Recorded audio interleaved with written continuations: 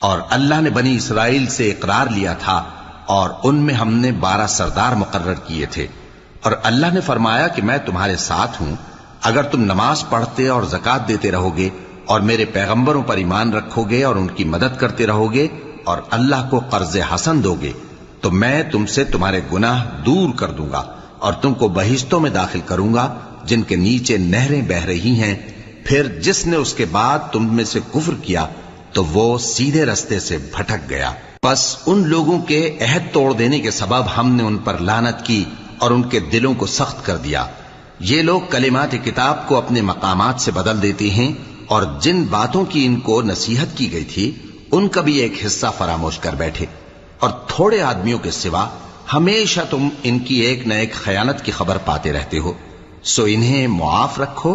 اور ان سے درگزر کرو۔ اللہ احسان کرنے والوں کو دوست رکھتا ہے۔